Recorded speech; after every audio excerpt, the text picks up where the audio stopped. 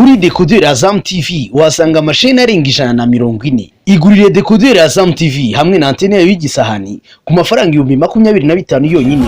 Ushobora kugura ifatabuguzi rya Azam Pure ku 3,500 gusa ku kwezi. Hari kandi ifatabuguzi rya Azam Plus ku mafaranga 4,500. Wakwigurira kandi Azam Play ku mafaranga 6,500.